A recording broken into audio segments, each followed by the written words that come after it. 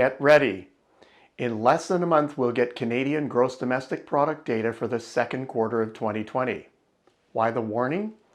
Well, the results will be grim. The latest data will cover the 3-month period worst affected by COVID-19. Expect red ink everywhere and possible knock-on immediate market reactions. It'll be important to remember that this is backward-looking and that the quarterly numbers will obscure a brighter picture in monthly movements. We're in desperate need of good news. What is that brighter picture?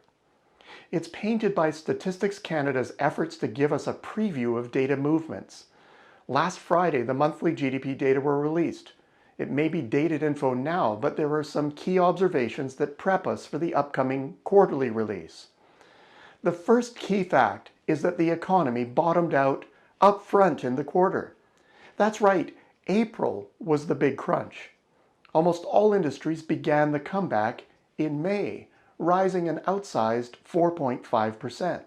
The June flash estimate is even more encouraging. Early indications are that the economy rose a further 5%, starting the third quarter off at a level that's already 4.8% above the second quarter average. Any further growth during the third quarter will add to that. Growth of any magnitude is very welcomed at this point, but where does this put us? Well, April data put the economy more than 18% below the pre-COVID-19 peak after adjusting for inflation. May's result lifted that, but we remained just under 15% down from pre-pandemic levels. June's further boost leaves us about 10% off the return to normal mark. There's still a fair distance to get to what most would call home plate. By the way, that's average performance. Remember, some will be better, others a lot worse. What do the data say about the journey different industries have been on? Well, let's spool back to April. At the low point, services were the segments that got hammered. Accommodation and food services lost 2/3 of all output, while arts and entertainment, transportation, and warehousing, retailing, and other services shared the basement. Who got off more lightly? Agriculture was barely touched. Same for the finance and insurance industry, and utilities weren't far behind.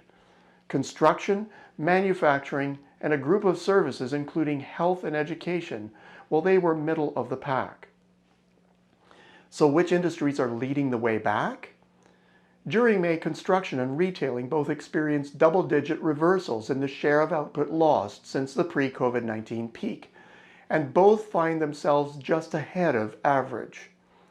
Finance and insurance were the least scathed overall for the month, and both primary agriculture and utilities maintained their superior positions.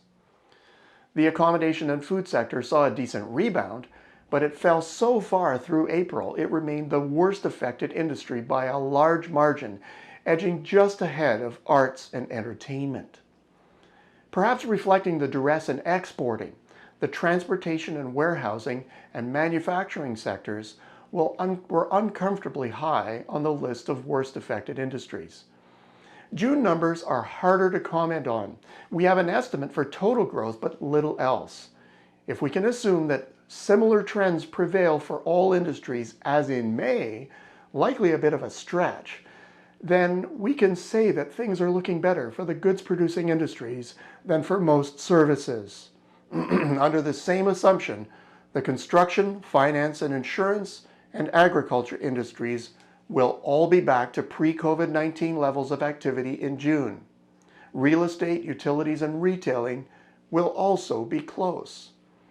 Now, on the other end of the spectrum, as expected, arts and entertainment, together with accommodation and food, will still be down on average at 50% of pre-COVID-19 output levels. This will likely persist well through 2020. Exporters should note that the manufacturing and transportation warehousing sectors will continue to struggle, remaining below average on the recovery scale. For manufacturing, it does depend very much on the subsector in question. Production of machinery is suffering, likely a result of tight business spending. The transportation sector is buoyed by a speedy return to production in the auto industry, but weighed down by aerospace. Textiles and primary metals also seem to be back of the pack. Food, beverages, chemicals, and the furnishing and appliance industries are the manufacturing sector's current stars. The bottom line? Dated numbers are still telling scary stories. As such, it's best to look at the details for signs of true recovery.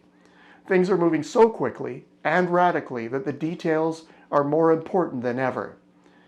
These ones show an economy that's on the way back and points out those that are struggling and those that are surfacing. Until next week, I'm Peter Hall.